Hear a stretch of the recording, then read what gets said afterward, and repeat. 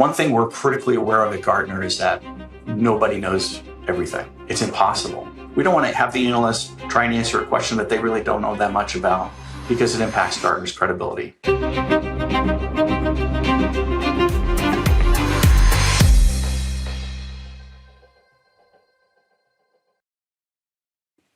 Hi, everyone, and welcome to the HIP Podcast. I'm your host, Sean Dubey, Principal Technologist Americas at Semperis. The name Gartner is everywhere in the technology world, especially in management. ChatGPT's description of the company is that Gartner is a global research and advisory firm that focuses on business and technology. It sells research, consulting, and conferences to help executives and IT leaders make decisions about technology strategy, vendors, and investments. Coincidentally, I just spoke at a Gartner conference in Sydney, the Security and Risk Management Summit. They also run an IAM summit every December. And you can tell the growth and visibility of identity in the market by the number of new attendee hands raised every year there. The organization has more than 2,400 analysts across many areas, focusing on IT, technology, and business leaders. They're especially known for frameworks like the Magic Quadrant, which are vendor comparisons in a given market, and the hype cycle, stages of emerging technology maturity. And as someone that has looked at the hype cycle for many years, you start seeing hype cycle in all kinds of places in the world, not just specifically IT. It's very valuable. If you have never looked at it, just go do a quick look for hype cycle and look at the different ones that have been published. But perhaps not as widely known, they also listen to thousands of customers asking and answering questions. They use this broad and deep view of a topic very few of us have for the next step most of us are reluctant to take, which are predictions. If you're aware of them, you probably have a positive or a negative view of them, as professional soothsaying is a tricky business. Love them or hate them, they are the most significant strategy influencer in the technology business. Even my Microsoft Office autocorrect tells me I should capitalize the name. But have you ever wondered, this being an identity podcast, have you ever wondered what exactly they do around identity? And more to the point, what are they seeing percolating up from many customer conversations and their research? So my guest today is my friend Mark Diodati. Mark is Managing Vice President for Identity and Access Management at Gartner. He's a longtime identity pioneer who helps shape the way the industry thinks about authentication, privileged access management, and cloud identity. He leads a large team of analysts, sets the global IAM research agenda, and rigorously reviews every document to keep the bar high. Before that, he guided Gartner's IAM research for technical professionals, chaired major industry conferences like Catalyst Europe and the Cloud Identity Summit, and drove triple-digit growth in the attendance and sponsorships. Earlier in his career, he held key leadership roles at CA, RSA, and Ping Identity, influencing product strategy and partnerships that many identity practitioners rely on today. Mark and I met long ago, back when only the Diodati thought identity was cool, at a Cloud Identity Summit in Las Vegas, and bonded over our love of traditional Irish and Celtic music. Yeah. Welcome, Mark. Hey, thanks, John. It's good to be here. Okay, so let me get this first one out of the way, because otherwise I expect it will distract people from our conversation until you explain it. What the heck is that surrealist guitar behind you? Oh, that is my new harp guitar that I just got. And so I'm a big fan of Michael Hedges. Sean and I talk about music all the time. And Sean's right, we bonded over some music discussions. But we talk about, Sean and I have a standing meeting, I think every other week or so. We talk about music stuff, just catch up. And he's a big fan of Pat Metheny and some jazz stuff. We talk about that. But Sean listens to Michael Hedges too, and so I'm learning it's kind of a new instrument. It's really, it's got one neck like a regular guitar, but then it has these bass strings that are separate, and there's a lot of independence of hand movement that's required. So I feel it feels like my brain is breaking when I play it, but I'm really excited to have it. I've always wanted to get a harp guitar and held off on it. They're not generally made. You can't. It's not like they roll off the factory. So, I waited a couple months and I talked to somebody about it and picked one up, and it's been real fun. It's a lot of fun. With your characteristic understatement, you called it a little bit of a challenge. Yeah. And And this is from a guy that's already playing Michael Hedges style guitar. So Yeah, he actually, Mark was actually the music, what would you call it? You were the talent for Cloud Identity Summit back in Chicago. At lunchtime. You were the lunch music guy there. Yeah, it was great fun. I was happy to do it. Yeah. And you play a regular gig in Milwaukee. I do. At a wine bar, right? Yeah. So, I play solo fingerstyle guitar. So I do some singing, but not much. So it's definitely not, you're not going to hear Jimmy Buffett or, whatever your favorite cover du jour is. I love all that stuff. So wine bars are great. I go in and set up and, I have 40 odd pieces. They're, pretty intricate. Some of them are pop song arrangements, but they're all in different tunings. I play in like 15 different tunings. I'm one of those weird kind of acoustic guitar players. Yeah, I love it. I love doing it. Well, it is a little bit difficult to sing to a Michael Hedges style fingerstyle guitar. Yeah, that would be something, wouldn't it? Yeah. Okay, so so we'll return to that a little bit later, but let's actually talk about your day job right now. Yeah. So let's talk about the company in general for a minute. What are the major pillars of what Gartner does? Yeah, I think you referenced a chunk of it in the intro, which was really great. Thank you. Gartner's pretty huge. I think a lot of people don't understand it. I think in Q4 we did 1.8 billion in revenue. Wow. For Fortune 500, we own 73% of the clients. Our clients are in there. That number is considerably higher for the top 100. It's somewhere between 80 and 85%. And for Global 1000, 60 to 65%. So we're pretty big. And there's three major parts of the business. What we call business and technology insights. That's research. That's probably where most people know about Gartner. And then conferences, which you talked about. And by the way, I heard great things about your SRM talk. Oh, really? Thank you for doing that. Yeah. Oh, cool. Yeah. And I would say conferences somewhere between 15 and 20% of our business. And then the last part is what we would call consulting, but it is such a small part of the business, percentage digits of the business. The biggest part is what we do, which was the BTI. We've called it research. It's been called analyst and advisory. And yeah, so being an analyst is a pretty great job because you spend probably 300 or 400 man hours a year talking to clients directly. That call, we call it an inquiry role. They'll call with, a set of questions about something or some challenge that they're having with an identity. And if you're an analyst and you're talking to that many clients of that size and stature, right, and you're also talking to the vendors, you have a view of the industry and the technology that I think is really hard to replicate anywhere else because we're just seeing it all. And so to your comment about making predictions and so on, I always joke, and it's not really true, but if you have half a brain and you're listening to all these clients telling you what they're struggling with, right, and what they're working on, and you have key insights into the vendor roadmap before anybody else does, the Microsofts, the AWSs of the world, and so on. The ability to think about what the market's going to look like or make predictions, out 18 months, 3 years, 5 years is I call it half a brain. It's not really half a brain to do it, but it's a great job. And we like to talk about it too among ourselves is it's like getting a master's degree every day because you're constantly learning. So if you're a curious person, it's a great gig. Yeah. Yeah. So really it takes an endlessly curious person with, let's face it, an ordered mind. Yeah. But then crucially, I know after having talked to you for many years, you have to be able to write. I mean, the ChatGPT aside and all that sort of thing, you have to be able to synthesize what you've seen. And there's lots of people that can listen to these things but it's the synthesis that is really the key. Yeah, it's interesting because the job can be really challenging from a time management perspective.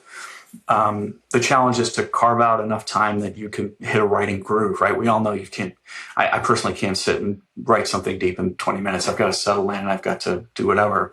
So analysts are constantly in this time management approach of managing time with clients versus meeting with what we call cohorts, which are colleagues covering the same topic and finding time to write. And when we hire for analysts, we're looking for four things, basically. We're looking for people with really good interpersonal skills, communication skills. not only to potentially clients, right, but also internally, because we deeply value our team culture. And what we don't want is some ego-driven analyst coming in and stomping on the conversation that prevents us from getting to the right answer to things. We look for people with great writing skills. We're looking for people who are technologists. And then finally, we're looking for people with stagecraft. And when we hire, we never find people with all four of those things all at once. Because it's what we call the Gartner way. So not only you have to come in and you have to be a good writer, but then there's a style and the use of the templates that we use, like an MQ you mentioned, or a guidance framework. They're all different, and I would say it takes 12 to 18 months for an analyst to be able to pick up that writing capability. It's a learning curve, but it's a big part of the job. Wow, yeah, and if you've been to very many conferences, of all stripes, you'll meet Gartner analysts, and so there is a type or whatever of a Gartner analyst. So yeah, it's like you're talking about the training of that. You're talking about the writing aspect of it, and I've shown this to you before, but I think this is so appropriate. I've had this on my underneath my monitor for years. Inspiration is for amateurs. Right. It's like, okay, you've got 2 hours to compose something. You need to put down 500 words on a topic about X, Y, and Z. And we've all been there. Any of us that have written, and you and I have both written for many, many years. It's like, yeah, but I want to look at this email. Oh, there's that Teams message. Oh my gosh. All the stuff thrown your way. Push it aside. And by the way, I've read your Windows IT Pro writing stuff and other things online. You're an exceptional writer, and writing. I mean, starting back, one of the things that really impressed me was you literally wrote the book on Active Directory, I think, back in the day, which was quite a. Well, I wrote a book on it. The book is an O'Reilly one, which I still have here in the corner. Yeah, I still have it in the corner.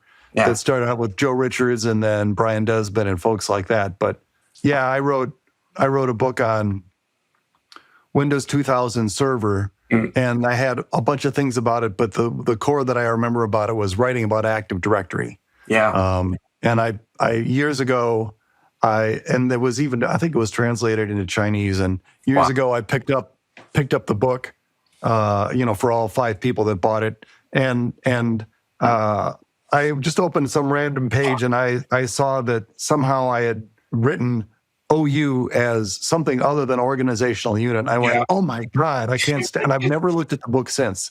I keep a Chinese copy there that I can't read, so I can't be embarrassed by it. Oh, that's great. Yeah. Yeah. But anyway, back to Gartner.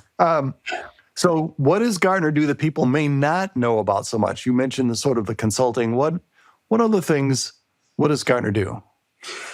So within that research area, I think what many organizations may not realize is that we're taking information from a lot of different places. And one of the things that we're using is Gen AI to pull that information together. And do it so in a way that's privacy protecting, right? So we have NDA with all our clients. But the kinds of challenges that we're working through, if I'm speaking to, clients 300 or 400 man hours a year, I have the ability to take that information in and synthesize it within a learning model. And at the same time, again, talking to vendors and so on, all of that information results in something that you can't get anywhere else, right?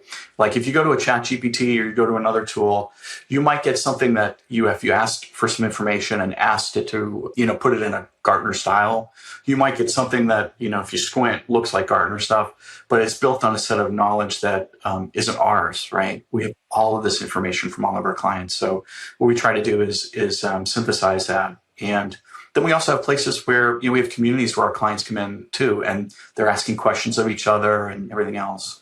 So our ability to take all that information from a variety of different places, its destination is not just a research document. It informs all of our inquiries with other clients too, and the industry. Oh, that's so super powerful. You have your own Gen AI, your own large language model that has visibility into your own research and your own conversations. And so you can ask questions that very quickly, I must save jillions of hours of analysts asking questions about things instead of having to troll through interviews and all that. Yeah. I think, I hope this number is right, but I think we did 500,000 inquiries with clients last year. All of it is fed into our learning model. All of it. Wow. Yeah. So we're talking about listening to customers. What's it like for a Gartner analyst for listening to customers and their customer interaction? How much do they spend per week talking to customers, and what are the details of what a Gartner inquiry is from both sides, really? Yeah. So typically spending somewhere between 15 and 20 hours per week talking to clients. Okay, almost half their time. Almost half their time, which is why that time management thing is so critical to find time to write. And occasionally we'll do things like, we'll do sprints. So when I know an analyst is ready, they've done their research, the research is concluded, I'll take them out of the inquiry system for a couple of days. And I'll just say, you have no meetings, go, stand in front of whatever you need, go write. Because that groove thing is something, I don't know, what's that old software engineering book, The Mythical Man Month, if you could take, all hours are not the same, right? And so you need to provide a cluster of hours that an analyst can write to. And as a writer, I know that I write much better first thing in the morning. Yeah. Than I do like in the afternoon. Yeah. And so if I have something to get done, that's how I try to shift things. Isn't that funny? Like for me, my power hours for writing are in the afternoon. They just are. And it seems to be unique to everybody. And what we have to try and balance is when we're handling inquiry load, analysts they have to keep about half of their calendar open on a given day so that inquiries can be booked. But there's also a time zone element too. So, when we hire, we hire for people in Europe, we hire for people in Asia Pac, we hire for people in North America. But inevitably, the UK folks are a little quieter in the morning because Europe or America hasn't woken up yet. So they're not going to get as much inquiry, right? So there's also a time zone dimension that impacts when analysts can write. In addition to all those kinds of things, you and I talk about like power hours of when we feel good and feel lucid and can write. So what's it like for a customer that wants to do an inquiry? How does that go about, and what happens in the course of the inquiry, and what happens after an inquiry? Oh yeah, it's really interesting. So typically they'll go through a self-service interface where they can ask a question, and it's natural language, or they have a representative, sometimes called an executive partner, that they might call up and say, "Well, I'm thinking of this," and maybe the executive partner will open up the inquiry for them.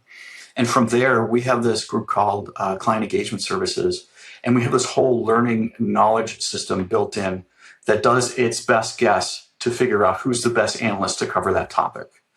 And so we spent a lot of time identifying topic coverage areas, which we can talk about. I'm responsible for that for my team. And that is used, we give that to our client engagement services that feeds their system. And then, of course, because questions can be ambiguous, I get a lot of them back that say, hey, this is what the client's telling me. I'm not really sure, right? What does this look like to you? And I'll say, oh, that's great. Rebecca can cover that. Why don't you book it with her?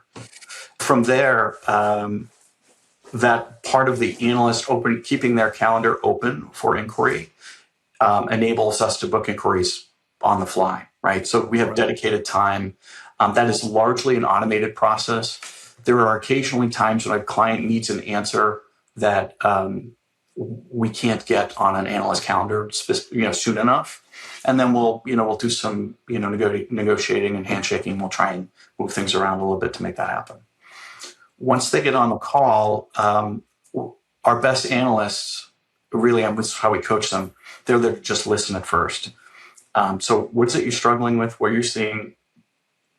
And then the client will share some perspectives, and then the analyst will ask a series of questions to help refine the answer that they might need. Like, I'm looking for, an identity verification system. It needs to work in an airport and a hospital. Okay, let's talk about that. Are you using hardware-based credentials to do that? How do you plan to do that? Are you distributed? Do you have just one office or many offices? Are you remote? There are all these questions that the analyst will ask, and then there'll be a discussion. The analyst will make a series of recommendations and talk about it with the client. And also what will happen too is that occasionally towards the end of that, it might be clear that the analyst doesn't have an answer to an auxiliary question, right? So it might be, they come in for an identity topic, but then really they need to go to data analytics because they're looking up, they need something maybe with, NoSQL or, a graph database on Amazon, right? We don't, one thing we're critically aware of at Gartner is that nobody knows everything. It's impossible. That was leading up to my next question. Yeah. Yeah, right. How do you handle that? Right. Yeah. And we have to handle it, really carefully because we don't want to have the analyst try and answer a question that they really don't know that much about because it impacts Gartner's credibility, right? So we much rather say, I think this is what's going on, but really you ought to talk to Doug over in data analytics and he can give you the right answer. So out of an inquiry might come next steps. What should we do next? Oh, you need to talk to Doug. And so we'll document that and ensure that the workflow actually works to get them in contact with Doug. Yeah, I mean, there's always, I was a consultant for years. Yeah. And there's always this tension between the salespeople that say, oh, never say no or never say you can't, and us sitting across from a technical person that recognizes BS when he hears it, yes, or ultimately has more credibility if you say you don't know, because we all live in world. My gosh, with there's so much we don't know, but to be able to say, well, we've got this. You probably don't put it like this, but we have this incredible LLM that I can dig in and get you the answer, because ultimately, my conceit is that they would an inquirer, a customer, would much rather prefer to get the right answer, period, than getting something off the top of your head, right? Because you're sitting across from somebody. Yeah, oh, that's for sure. And it's really interesting the way we hire for analysts is because we're so concerned about this. Is we'll find some people. I'll meet with them to what I would consider, an SME fit for analyst kind of conversation, but largely fit for analysts. Based on those 4 areas we're looking for, does it look like they have something? And then I'll put them, we'll put them through 3 interviews with folks on my team who will, in a very respectful, collegial way, try to define the perimeter of their knowledge, right? Because nobody knows everything. And we need to understand, okay, you're a privileged access management person, you're an authentication person, you're a little both, right? And then, if all of that goes well, we take them to, we ask them to write a research note because we need to see if they can write. And nowadays with ChatGPT and other things, we have ways to ensure that we're getting the real deal. You'd have to, right? Yeah. And then with the next step we take them to is the panel, where myself, people from my team, people from another team will get on the call and the analyst will present, or the interviewee will present on their research topic. They'll spend about 20 minutes presenting. And then in a way that kind of simulates what an inquiry might be like, we ask a lot of questions and we see, first of all, it proves out whether they wrote the document too, because we can now have an understanding of really what they know if they've written in the document. But also, we're going to push in a way that a client might push. And if we hear things like answering questions that they don't know the answer to, if we hear any kind of, for lack of a better term, bullshitting, that's the end of it. That's the end. That's the end of the interview. It's over. You can't proceed any farther. And we do have that similar test in some of those SME interviews too. Like if we feel that the person is just going to try and stretch or bullshit or talk about something, it's just a non-starter here. We can't hire that person. Right. That's so interesting. It sounds a lot like defending a master's thesis, sort of the idea. Yeah. And maybe where it came from. Well, this is an identity podcast. So what are some Gartner products that identity-focused practitioners and management would be interested in? Yeah, so that research, business technology insights, what you're doing is you're buying a license. So you could buy a license for Gartner for CISOs or Gartner for identity access management leaders. You could also buy a Gartner for technical professionals license too. And in some cases, those are bundled. But what you're buying is access to the research, and you're buying access to inquiry. So these inquiry calls, like I described there, I would consider them a half hour, an hour long, tightly scoped consulting engagement. that are analyst engagement. So you have access to that. You can get in the calendar. You can access into, you can ask questions of our Gen AI system, our internal JI system, where we're taking all that information. That's what you're buying access to, and it's a subscription model. So we are hyper concerned around things like client engagement. So we want to make sure we know that if our clients are engaging, they're more likely to renew. So that's something we keep an eye on. But those are in essence the products that you're buying within BTI research. And then, like I said, 20% of our business and conferences, you're buying an attendee pass. That's part of our money. That's how we do it. So, Mark, tell me a little bit more about the Gartner for Technical Professionals subscription. Right. So that is the audience for that is technical practitioners, the folks who are, they may have a people leadership position, but they also have some sort of practitioner element, or they may be pure play practitioners, architects, and so on. And that is licensed typically to the entire organization. So in that case, the entire organization can schedule an inquiry. They can get access to the research. That's for Gartner for Technical Professionals. We have Gartner for Leaders, which is a little bit different. That's seat-based. And so you'll be purchasing a seat, and that means that you get access to the research. And then there are some cases that, we put stuff out beyond the paywall too, where we're sharing stuff that really isn't license-based, but we think it's important for people to get access to. So it depends on the kind of license you have. Yeah, that's very interesting. So with a Gartner for Technical Professionals subscription, which is a license subscription, which applies to a lot of this audience. Yeah. What that means is that if they want to find out something that Gartner Research has done in an area, maybe a vendor comparison or where things are going, that it's available to them. It's a resource that's available to them, which would be super valuable. For sure. Yeah. And the, I came up through the technical professionals background. I started at Bird Group in 2005, left in 2012, went to work for Ping Identity for a few years, and then came back. Those guys are technical.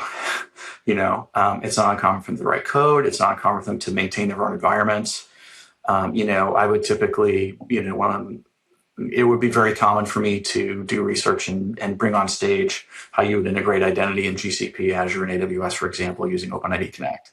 Those guys know the stuff, and they're talking to a ton of clients. So, and with a GTP license, really, you have the opportunity to actually go talk to them and get the research. So, within your organization, you might want to find out who actually is responsible for managing the license and get yourself a user account. Right. Okay. So there's a takeaway from this podcast is you should check to see if your organization has this, which means you may have access to Gartner research that you didn't even know was there. Yeah. So a little bit more specifically, what sort of topics is your team working on at the moment? What are your customers asking about? What's top of mind? Yeah, that's really interesting. So we go through and periodically make sure that our topic, we call it a topic coverage area map, is aligning up with not only what we're seeing in the past, but also what we're anticipating in the future. And so, some examples include advanced authentication and verification. The verification part is new, relatively speaking, as a market. That product, or IDV products we call it, were typically, I don't know, a few years ago, you'd buy like a Duo multi-factor authentication solution and you have the verification built in. But what we've seen is that there's been a commoditization of multi-factor authentication into cloud platforms. And so now that verification thing has become very niche. That's the part that remains that's kind of niche-y and is about how you prove a user, identity proof a user before they have their credential, or in specific environments like a hospital if you're a clinician, or if you're in an airport. Authorization is really interesting as well. And so authorization has been one of those hard nuts to crack. Sure has. Yeah.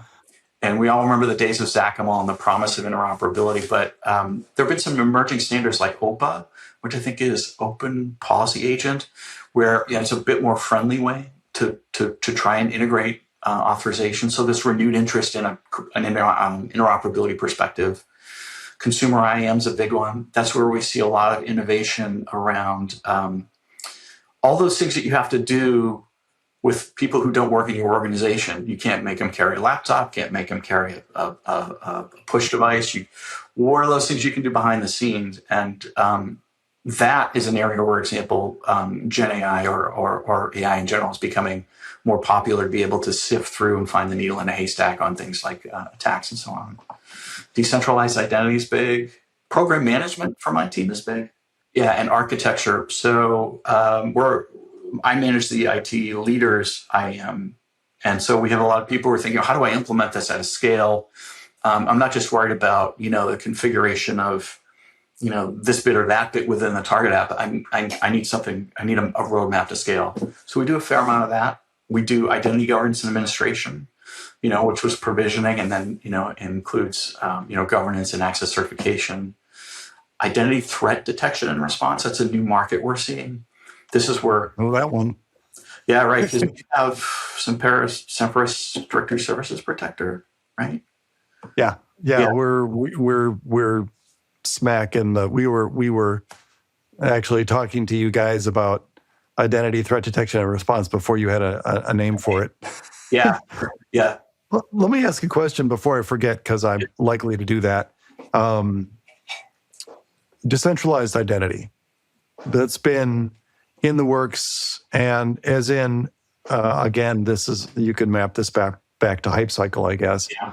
It's been in the works for a long time. We've heard about it. We've seen tests about it and all that. And in the Hype Cycle, there's the initial curve, and then there's the wonderfully named trough of disillusionment. Right. And then it's sort of this the something of acceptance, basically, where it starts being actually used, and it may not even be all of that visible.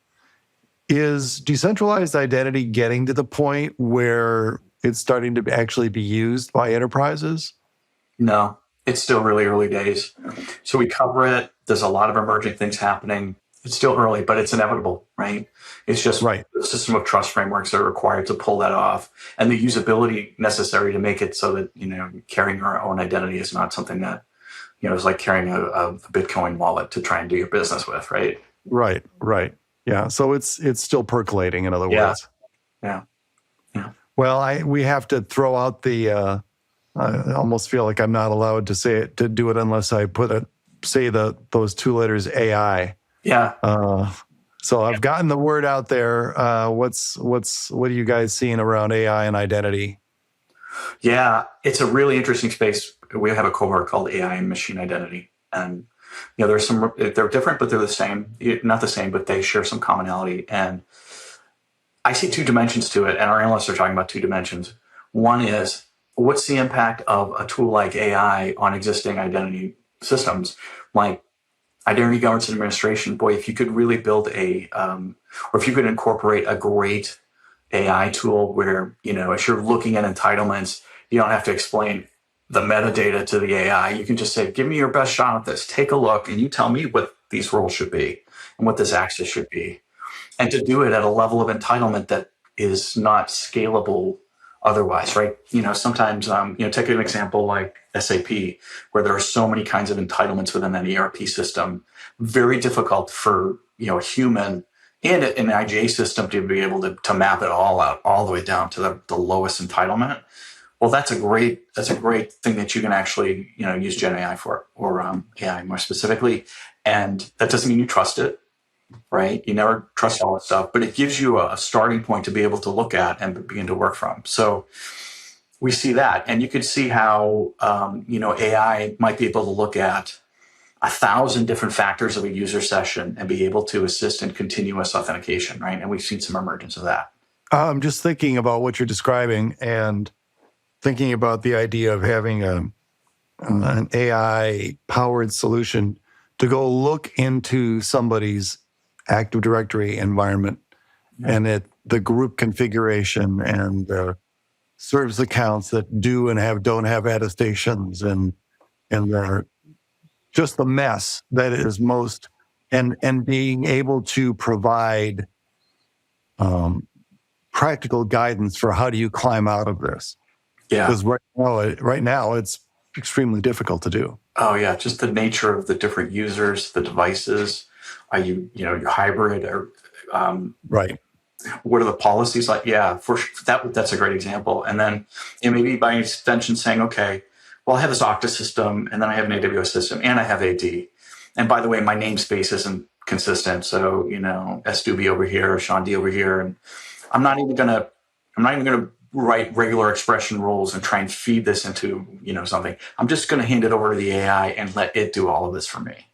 Go look at it. Yeah, just tell me what you think. Doesn't mean you have to rely on it. It might, come up with some great examples of, how you could harmonize your namespace. And oh, by the way, probably give you the code to do it. Right. Nice. Okay. I'm sorry, I interrupted. You were saying. No. The other dimension is, well, how do you put guardrails around AI tools? So yes. Yeah. And in that case, we're seeing a bifurcated approach. Some of it is within the AI tool itself, being careful about what kind of credentials it has to be able to do the things it needs to do. That's one choke point. Because if you take a look at the guts of some of the AI systems, you can't really, it's awfully hard to dictate where it's going to pull its answers from and build the response for you. Similarly, you don't want to give it access to a lot of stuff. You need to be very careful about it. So you can consider it like a machine identity in that case and say, okay, you're not going to get an auth credential to go over here, and there's no way that you're going to be able to use Pixie to be able to do an identity-based protocol over here. So one way is to kind of keep it really slim and understand just what privilege, just like a machine would have, what privilege does that thing have to determine how you can protect privacy and data. And then the other area is on the target platform for themselves, where the Gen AI tool might reach out. What are the set of guardrails that you can put in around those target platforms where it is reaching out? So it requires a combination of the two of those. And I have to say, we're looking at it, we're providing guidance on it, but it's really still early days for that. I just did a podcast with my colleague, Sarah Cicchetti, and Sarah, the mainstay at Cloud Identity Summit, Identiverse. Yeah. And she was talking about CEDAR, authorization framework, that she helped develop at AWS to put guardrails around what an agent can do and what it can't do. Yeah. Even if it thinks, she had a great example of a researcher that used an AI agent that thought it was great and started deleting everything in her inbox. And she had it was running on a Mac Mini, and she said I was like running across the room, like trying to defuse a bomb to unplug the Mac Mini from the internet. Right. And that CEDAR puts guardrails around it, that even if the AI system thinks it's doing something and it's not, it still doesn't let it do it. Yeah. So it's reassuring to know that this is going on, but this is still, from my understanding, very much in everybody's trying something right now. There's not any one thing or one or two things that have emerged. Yeah, I was reading something in the Times yesterday, today, like Claude pulled back a new engine. It begins with M. Slipping my mind, but they pulled it back because the thing was so good at writing code and therefore detecting or knowing what good code looks like, that they sort of opened it up and it found thousands of vulnerabilities in mainstay applications like browsers and everything else. So yeah, it's frightening just how fast that's moving. Sarah wrote she has a test environment, and she's using Claude right now, so she named it Claudry Hepburn. I love it. Yeah. And Claudry as a company is posting on LinkedIn about its evolution of that. So look up CLAWDREY Hepburn. Anybody that's interested in following along those experiments. So yeah, she's pretty talented. I've had a few conversations with her over the years. Yeah, she really is. We're really lucky to have her. Yeah. Because it's just as tantalizing to not have heard a harp guitar as it is to know what it looks like, I've asked you if you could maybe play a little bit for us. Yeah, I'll tell you what, I'm still really new at it, but I have my other guitar here. Can I try something else? Sure, but could you at least play maybe a few chords on the harp Sure. guitar? Yeah. So, and we might have to, I don't know how our sound noise reduction is going to be, but in essence, of course, it's a Michael Hedges kind of thing. And so it's not in standard tuning. And so what a lot of what happens with him in playing is he's doing something like this.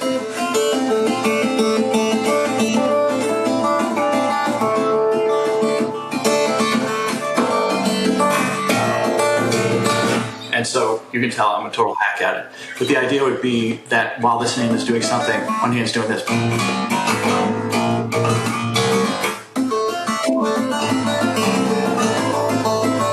That's the idea. But yeah, I just got it a couple weeks ago, so I'm even embarrassed. Yeah, I don't want to put you on the spot. But no, just to see and hear the instrument alone is worthwhile. Yeah, if you wanted to play something else for us, that would be great. All right. So one of the first pieces I learned, I play a lot of stuff, right? But I do play, I'm talking about Michael Hedges all day, but playing a lot of Michael. And one of the interesting things about Michael Hedges was I live part-time in Wisconsin anyways, as you know. And the guy who wrote a book with Michael Hedges, this guy John Strokes, lives in Wisconsin. He runs the guitar program at UW Milwaukee. And so I got to study with him. And so it was really interesting. Literally, they wrote a book together.